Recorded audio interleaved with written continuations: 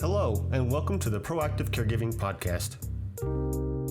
As a CPA with over 20 years as an industry accountant, Jessica stepped away from the corporate world to become a full-time caregiver for her mother. Having learned invaluable lessons along the way, she is now here to share those with you and to invite you to join her on this caregiver's journey. Here is your host, Jessica Cannon. Hello, everybody. I'm so glad you're here with me today. I am the Proactive Caregiver, and I specialize in educating others on how to be proactive by empowering you, the caregiver. If you cannot take care of yourself, then you cannot take care of your loved one. You know, part of self-care often begins with peace of mind. Many years ago, I sat at Mom's kitchen table with her and an eldercare attorney. She asked to remain in her home as long as possible as we created these caregiver compliance documents. Since we helped her to downsize, it became what we initially intended it to become. But the problem was, even though she had less home to manage, I still had blind spots from the outside of her world of now isolation. If I had the knowledge of newer cutting-edge resources such as Safehouse Technologies, we might have been able to keep her in her home longer. But even after Mom moved in with us, the very same technology would have assisted us still. And now that she lives within a memory care community, I find the need for the technology yet again. This is why I wanted to have today's guest shed some light for caregivers who need to help keep their loved ones living independent longer. Today, John Griffith joins me, who resides in the UK. He is the technology director and leads the development of Safehouse products. He is responsible for the conception and design of the Safehouse system and sensor. John is co-founder and CTO of Secure Sensor Innovative Design. He has set up and successfully run several technology and consultancy companies over the last 30 years, including Griffith's Associates, where he's the managing director. His company implemented the first cloud care support system for Bournemouth Borough Council. John specializes in healthcare technology, smart city development, and data center creation. He was the information and communication and technology specialist for the Welsh government for 12 years, where he worked with academic institutions and companies such as Orange, Intel, Cisco, BT, Thales, Telefonica, and Microsoft. Previous to his current role, John was a technical specialist in the Department of International Trade for Smart Cities and Internet of Things, with responsibility for the Far East. Now you can imagine why I really wanted John to join us today. So John, thanks for coming on with me today. My pleasure.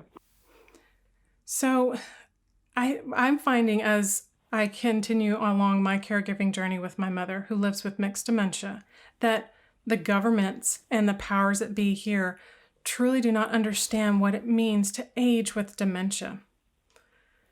What was it like for you helping your mother over the 15 years before she passed? It was quite a revelation, in that if you work in technology and you have a sudden change in your life, which small vessel dementia, when it was diagnosed in my mother in 2003, certainly did, it pushes your world upside down. Mm-hmm. And you all of a sudden become the primary support for somebody who you've known all your life, you've loved all your life, and now needs you. Mm-hmm. And that support quite often grates with your career, sometimes relationships that you're in at that time, mm-hmm. and really splits loyalties. As such, I thought technology could address this because it was bound to be done before. And unfortunately, that wasn't the case. And it made me look much more deeply into the idea of addressing this very distressing problem through making a company of my own. Mm-hmm. That's exciting, I'm sure. So you had that firsthand experience to draw from and connecting her needs to added securities. So where did the idea to creating the company come even more in depth? Yeah, the idea was really based on my father, believe it or not. He was a general practitioner for 46 years in a small village in Wales. And when I was 8 years old, we didn't have anybody with dementia in that village. People got old, but they never really had the acute symptoms that came in the later 90s. And in my opinion, that came down to one thing, which was my father would do 46 house calls on a Saturday. Wow. And as such, his word to the relatives, who generally used to live very close to the person afflicted, would take his word as God. And as such, he used to make real efforts to ensure that the community pulled around the person. Mm. I couldn't really do that. Modern day, in 2003, didn't have that community that could go and embrace my mother. My sisters were living away, and I was 13 miles away. So, as such, I looked into technology, and more importantly, affordable technology that could effectively work and really maintain my mother's quality of life in her own house, but more importantly, keeping me and my family informed of any deteriorations or issues and have confidence that she was safe. Hence the reason Safehouse.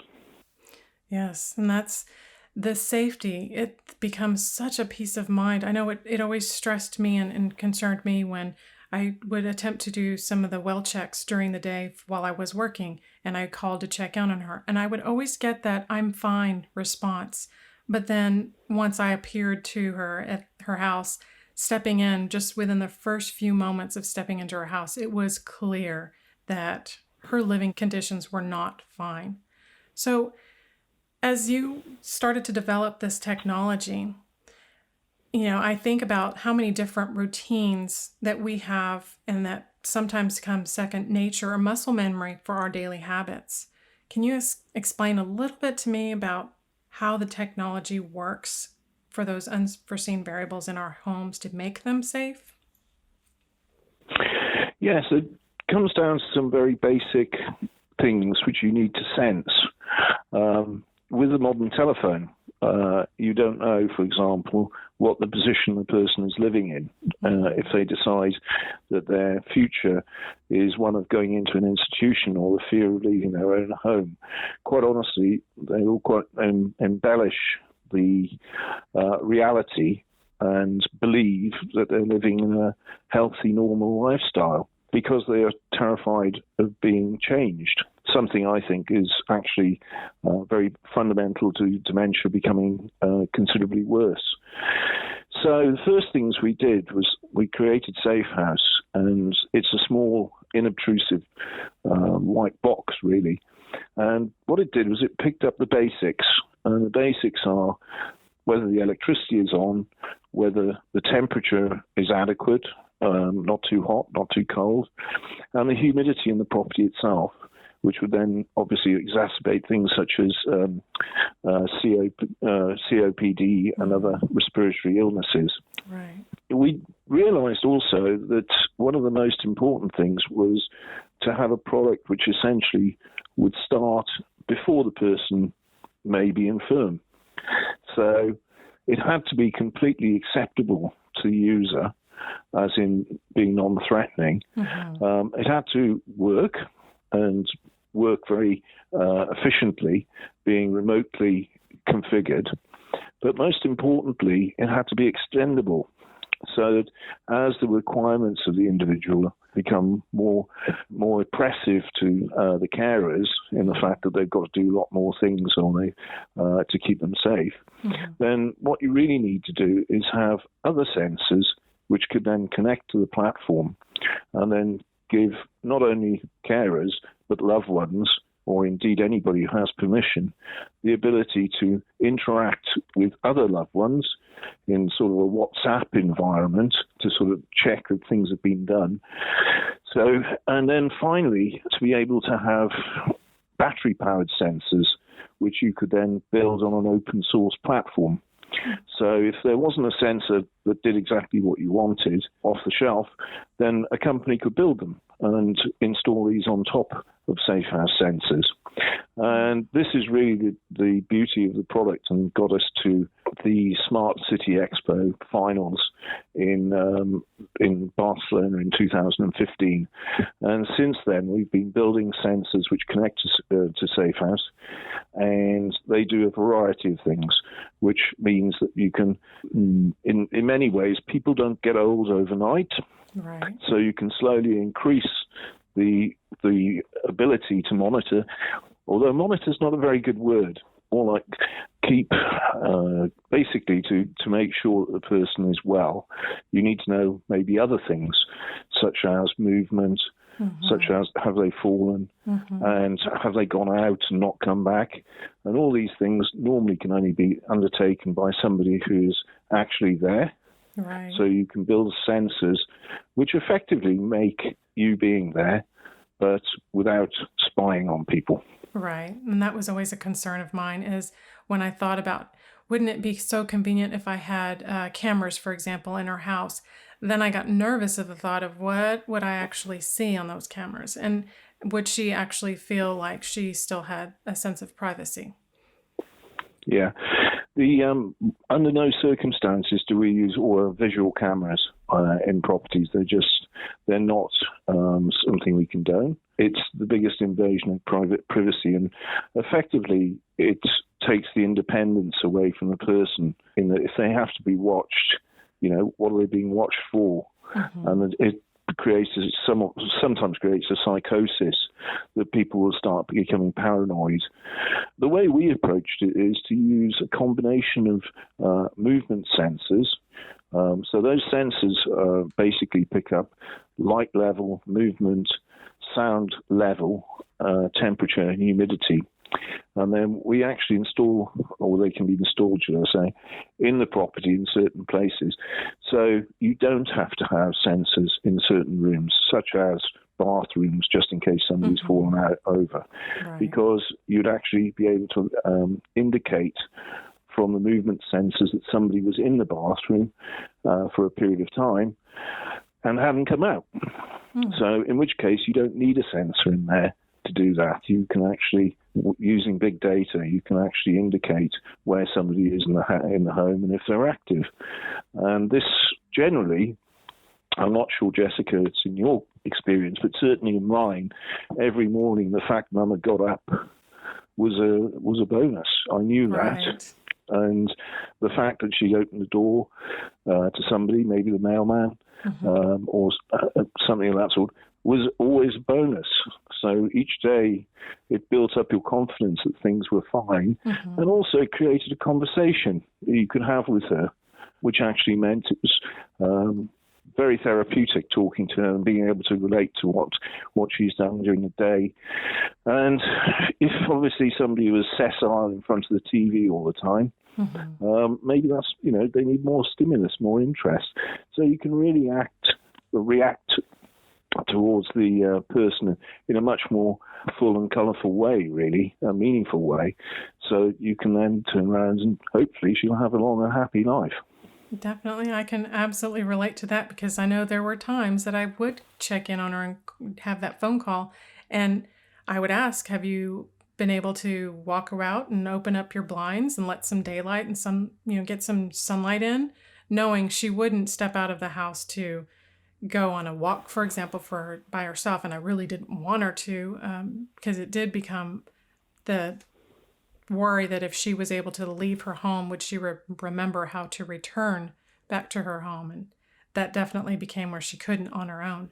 But that conversation, that brief conversation of asking, have you opened the blinds, sometimes just in her voice, the inflection of, I could tell she would say yes when I really knew she didn't. And especially once I finally arrived, you can see everything still locked up and closed. And so she was in a very dark room in the living room, TV blasting, blaring loud noise, and just looking about the room, you could tell that's how it had been. So the little bit of peace of mind goes a long way, being able to know, because sometimes there was those little white lies that she would say yes when she really hadn't, or something around about that. So that peace of mind is something that helps. Yeah, on that note, in the sensors that we supply now, they're sufficiently intelligent to send an alert if certain things happen, which are physically concerning. One of them is getting out of bed to go to the bathroom in the middle of the night and then not actually switching the light on. And of course, that increases the ability or the likelihood of falling, possibly breaking a hip. More importantly, having somebody who's on the floor for a long period of time. So, as I mentioned before, the bathroom, we know if somebody's gone into the bathroom and we know if they come out, but we don't know what happens in there. But if somebody was to spend a long period of time, or had the corridors to the bathroom had no lights on, or indeed weren't making an unusual noise, such as screaming, then that would automatically be picked up and be given to all the carers and who have the Safehouse app. So they could then communicate, very similar to WhatsApp, and say, "Hi guys, I've gone in, she's fine, just got a bit scared because she saw a mouse," or something of that sort.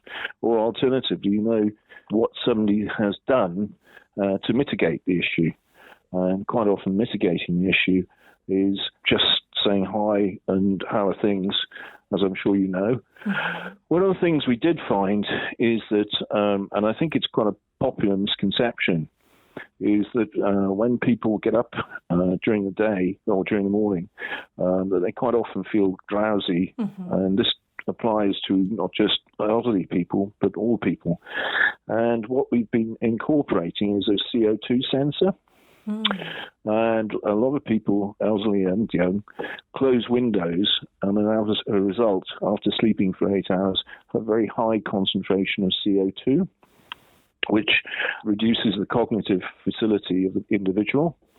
And as such, yet again, with darkness, with maybe getting up and it's cold, all of a sudden increases the risk of falling hugely.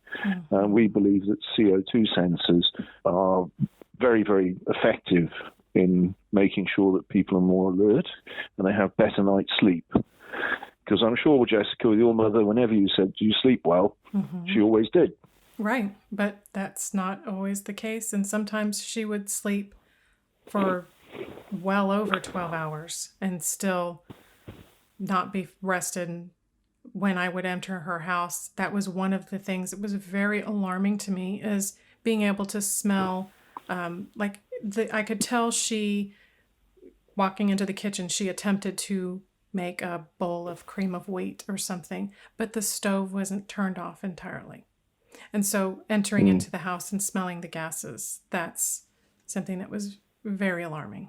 Yes, I think the most alarming thing what happened in my lifetime with my mother was actually quite early on, when in the UK we get very dark evenings over the winter period, which cause seasonally adjusted depression or sadness, sad illness.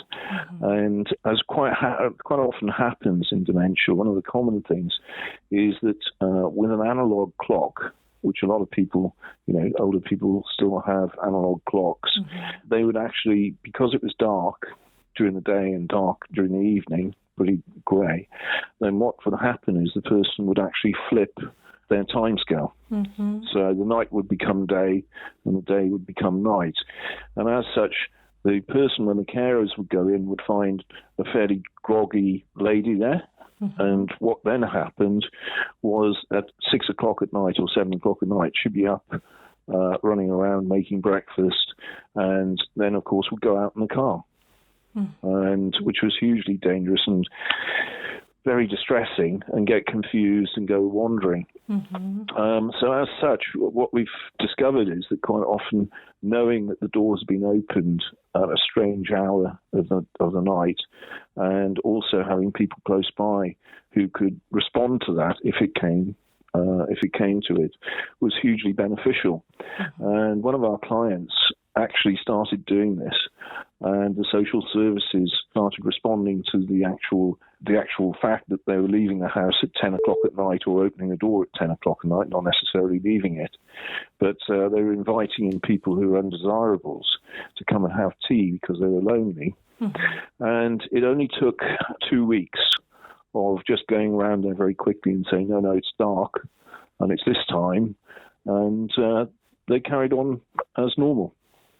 While the option was secure accommodation, which isn't very good, really. Right. Well, and that eventually that happened for us, and it actually became her reality just because of the wandering.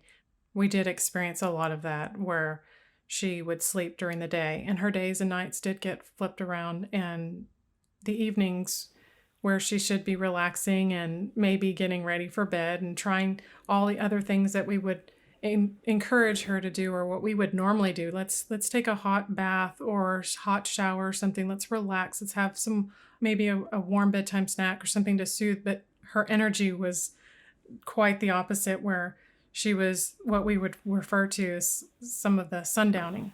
And so she would be more talkative and chatty and ready to begin the day, but it was already evening when myself and other carers are ready to relax and start to end their days. And so her leaving the house was a concern. And for us, thankfully, she did get to a point where she was afraid to drive. And so if she didn't have someone to drive her, then she wouldn't attempt to do it on her own. But before then, there was always that concern, especially when I would knock on the door and there was not an answer.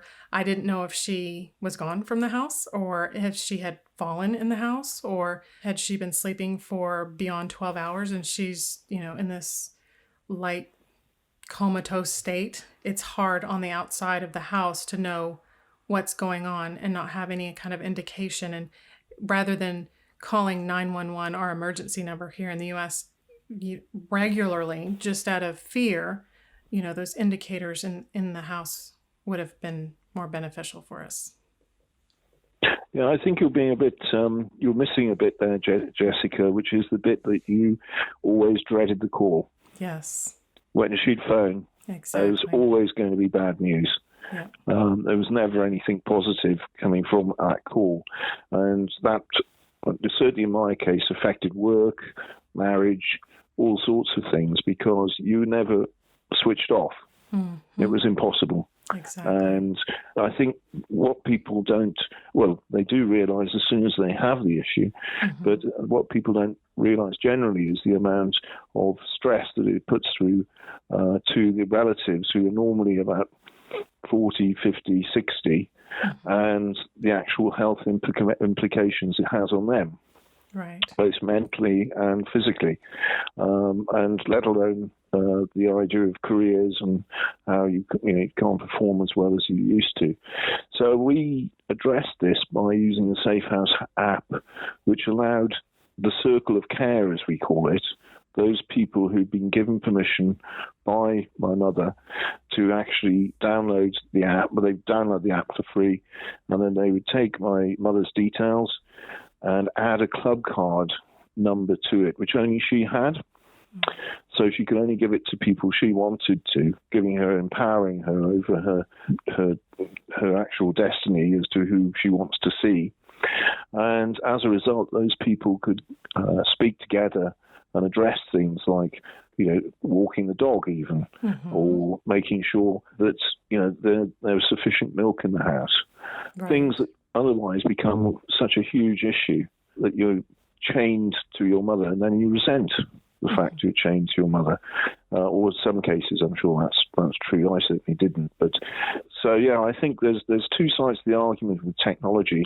There's a technology that assists to keep your mother safe at home. Mm-hmm. There's also the technology that gives you peace of mind that if it's not you, somebody else is at least there. Absolutely. And so that phone call is no longer dread, it's actual joy.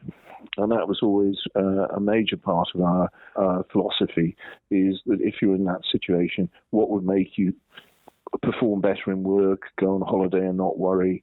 What can we do in technology to do that? And I think that's half the battle, really. It is. I'm glad you said that, because I did experience that. And half the time I knew I needed to call and check in. And many times I avoided it just because I was afraid of what I'd hear on the other end. If it was anything from an actual need, not an emergency, but an actual need, to wanting her to just say she was fine, and knowing that she wasn't majority of the time, I wanted really badly to believe it, just because it relieved a little bit of stress, but that never turns off. And even if I could, eventually when she moved in with us, and getting her into that safe place at night in her bedroom, and knowing that she was under our roof and I could be able to detect more things, it still was that point where I can't be up 24/7. I mean, eventually I myself need to sleep and get rest and restore. But areas, like you said earlier, the sleeping at night, I didn't know how good sleep she was getting, how bad sleep, if she was getting up in the middle of the night. We were still in the same cycle, and I was sometimes afraid of closing the door of our bedroom to sleep at night, just so that I would not be interrupted. But in that case, you need to be. And so now with her in her facility, I'm finding I'm back in that same situation where I'm on the outside again. And although she has care there, it's not as routinely as I would like. And so having something to help monitor in her room, I'm back in that same cycle of I need that added help again. Yeah, it's interesting you say that, because we organise in the UK. There's a lot of emphasis on the ageing population at the moment, and one of the main concerns is falls. Mm-hmm. And so we've won a competition called the Can-Do Technology Competition in Scotland to develop a falls detector, which we've now got in beta, which doesn't use cameras, doesn't use Wi-Fi, and doesn't use a wearable. So it doesn't actually change the person living in their house. Mm-hmm. And we combine that with the sensors, normally 4 of them, one in the kitchen, one in the living room, one in the bedroom, and one in the hallway, with door entry sensors for the back garden and the front door. And taking the data from those, which is temperature, humidity, fine. We know the house is nice and warm. She hasn't opened the windows in the middle of winter. The electricity's on. That's all great. But then we also pick up the light levels and the movement in between those particular points. And what you can do is get a very accurate idea of the mobility of your mother. But this is then joined to the door opening. So if she goes out into the garden with a dog, for example, then that's not a problem. You know she's been out there for X amount of time and come back in, because once the door's closed, there'll be movement. Equally, when the door is open at the front door and it's closed and there's no movement inside, you know that that person is now outside. And in doing this, what it actually means is that you can then address things without having to label the person as being old, which is, I'm sure, in your case, right. And my experience is that, you know, that's the last thing you want to do. Exactly. And quite often people become very stubborn. So the whole ethos behind Safehouse was to make sure that the person didn't get a stigma of being old, and therefore confidence was higher. The conversations with the relatives were more based on fact. And we finally put into place quite an interesting enhancement for Safehouse in the fact that if you walked in with the app, it would pick up the Bluetooth beacon from Safehouse. So anybody who went in who had downloaded the app, who was a carer, it automatically got registered that somebody had visited, even though they didn't do anything. You know, as in write down on a log or whatever. Right. And that actually made it much easier for you to then to phone that person or talk to them on the chat. And then all of a sudden you could find, without asking them, how things are. Without being intrusive into her life, and then talk about things. Well, you had a really nice, Julian came over today. How did she get on? Well, Your mum doesn't know how Gillian got there, but it does make a topic of conversation that stimulates her brain to remember that somebody had come in that day and not the day before. Right. So I think technology can be, certainly in today's technology, it can be a huge help, and it's very accessible. But I think the education of people, you normally only have two parents, so you only get two shots at keeping them safe at home. I think the education is part of the experience, is being able to take the knowledge of what's gone on before with others and to implement those systems without impinging on a person's independence or indeed their dignity, and allow them to be more confident at home forever. Yes, because there becomes the fine line between what is independence and what becomes a dependence on you. So it is very important. Yeah, I think one of the things which doesn't help that is traditional telecare systems usually are some type of pendant, and they link to a telephone, and then somebody you press the pendant and somebody speaks to you. I'm not sure that's what the normal telecare systems are back in the UK, and they're pretty, it's pretty limiting. And if you've actually got one of these, it's regarded to keep them safe, but they're only safe within the radius of the house where the pendant can work. So it actually becomes a bit of a prison.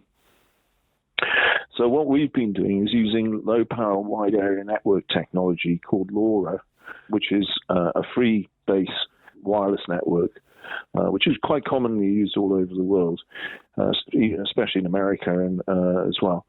And to utilize very low-power battery devices, which will enable exactly the same push button, but be much more stylish, and also when it's pressed, give the GPS coordinates of that person to a control center. Now, where that works really well is the control center they know where the person is, they know they've pressed the button, and they can then phone their mobile from there. So there's no special bit of kit needed. Nice. And as such, if the person doesn't answer the mobile, then they can escalate the call.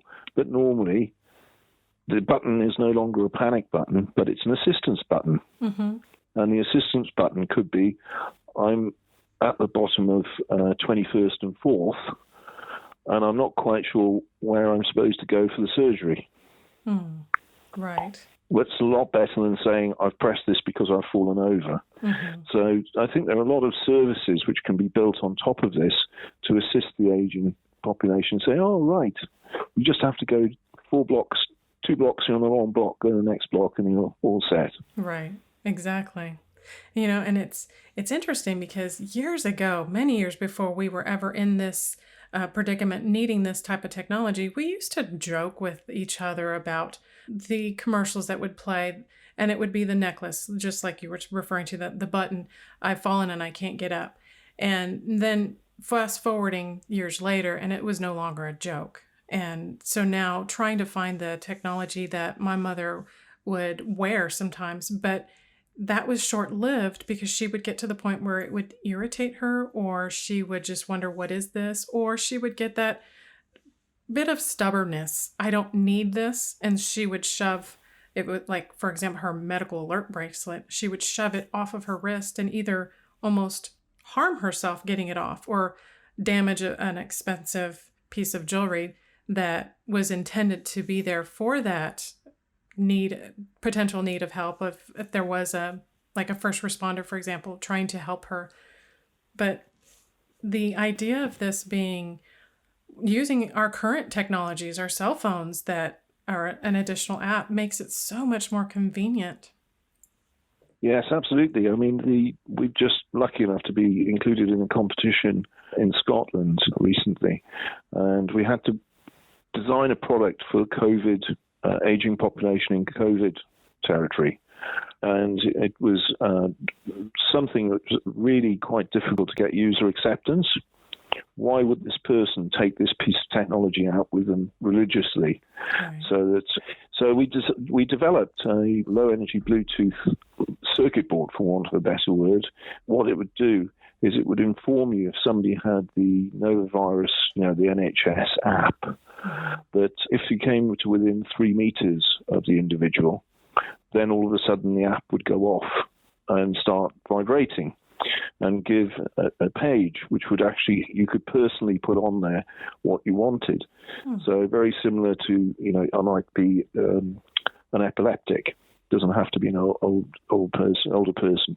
So a way in which the information could be given to an individual, probably anonymously, but it doesn't have to be, because you could put your name in there.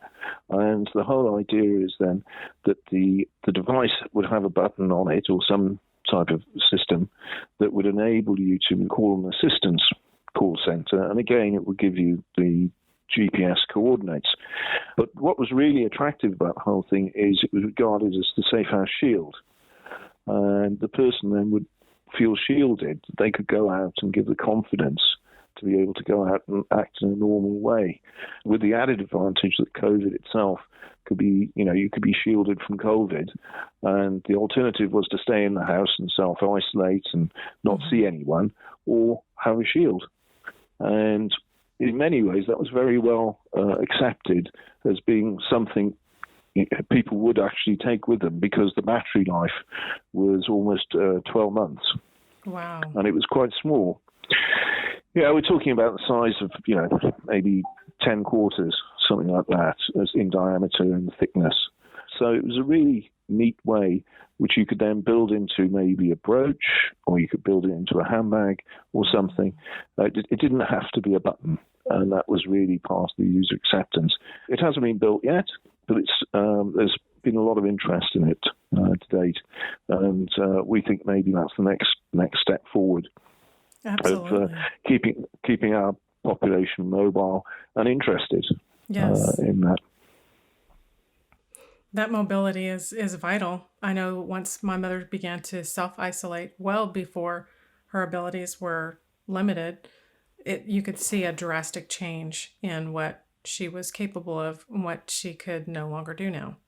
I think there's another side to that, in that if you believe everyone else's PR, then you will stop doing things. Mm-hmm. And quite often relatives think they're doing the right thing, because they say, well, don't lift anything heavy, ask somebody to do this for you, the fire's dangerous. All these sort of things take away your confidence to do that job. Mm-hmm. And as you grow older, it's much easier to get anxiety relating to those things, so you won't do them. My personal opinion, I've had somebody demented in my family since 1996, continuously up until November 2018.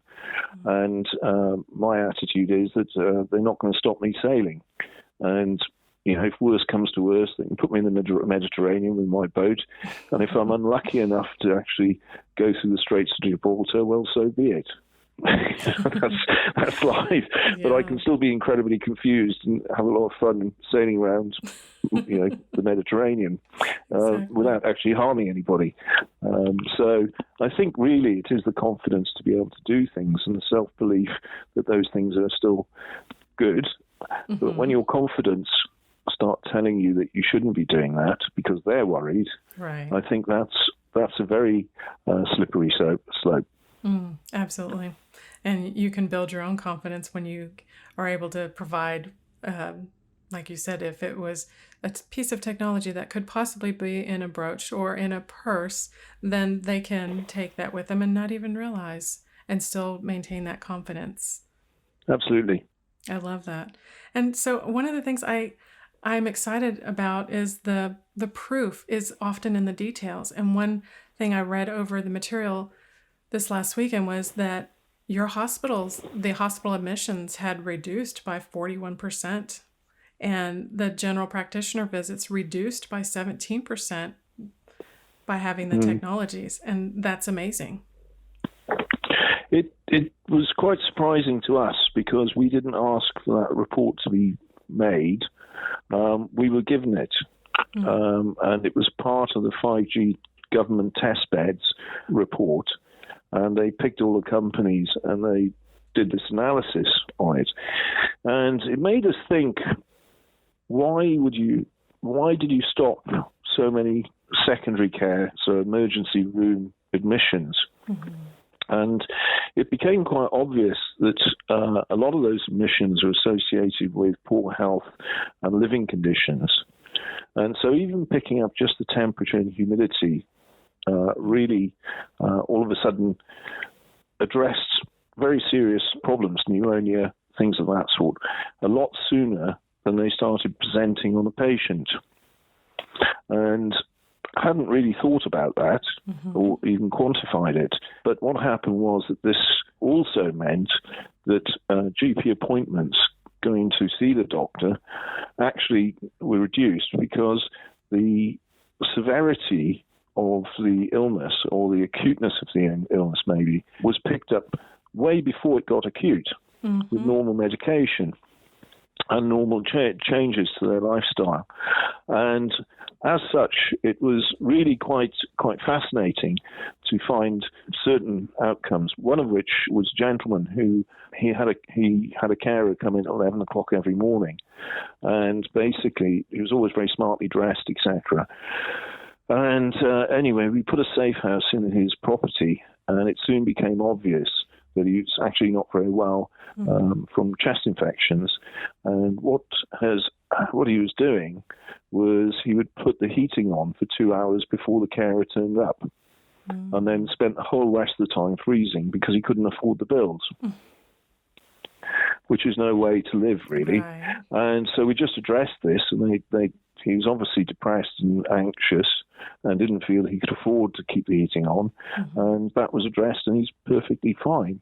We also had another situation, which I'm particularly proud of, where all of a sudden the safe house started being switching off at 10:30 at night and switching itself back on the following morning at 8 o'clock. And it started doing it once or twice, and then it started doing it much more regularly. And we discovered, because it understands that the electricity's been switched off to the unit, it was quite easy to then call social services, who sent round a memory test person who had found out that this lady is actually sitting there saying, "What day is it?" I said, "Tuesday." I said, "What date is it?" I said, 14th of February. And what year is it? And she said 1968. And what she'd done is regress back to the time when you used to unplug all sorts of things from the wall to save electricity or to be safe overnight. Interesting. Which I don't know if you remember. I remember my mother and father telling me you've got to unplug these things because you don't know what they're going to catch fire. Right. And anyway, as such, she was picked up with early stage dementia, placed on a specific drug, and she still unplugs the things on the wall, but she hasn't deteriorated at all, and is still happily, from what I last saw, living at home some 3 years later. While normally with dementia, as you know, it's a very sad, can be a very rapid decline. Yes. So I'm particularly proud about just picking up very simple things. Absolutely. If you can pick up early stage dementia simply, just think what you can do with all these other senses over time. Exactly. This data is valuable because there are so many things that people don't understand. And unless you're with that person on a 24-hour basis to actually see what is causing some of their changes, what are the triggers, it's not just all behavior related.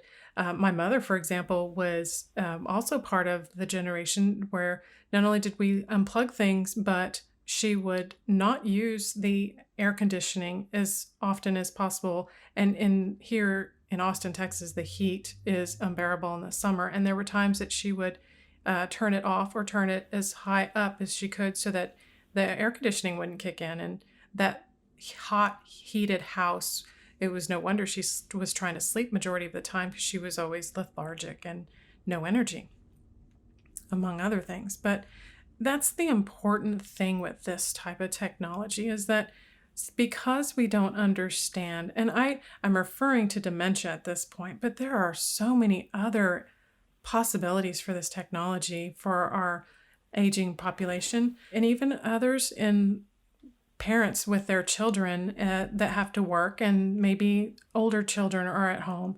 Either way, this is something where community for us is a second thought. We don't engage with our neighbors as much as we possibly should or could. And so there are opportunities that are missed to know what our neighbors are needing by chance. And even when COVID happened, everybody kind of hunkered down, and maybe some areas they were more thoughtful, and other areas everybody just kind of, once you opened the garage door, pulled in, closed the garage door, you were in your domain, and no one knew any different outside of your home.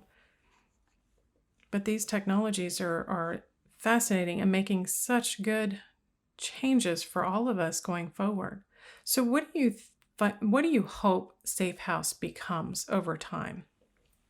Yeah, Safehouse has got because it's an open source platform, it can be deployed very rapidly. You literally plug it in and get 2 green lights, and you can over the air add other sensors. Its destiny is really to be the general practitioner that my father was. That sits there rather than just visiting once a day, maybe sits there 24/7 and giving the kind of information that always a GP, a human, can pick up, as you do or did with your mother when they went into the house.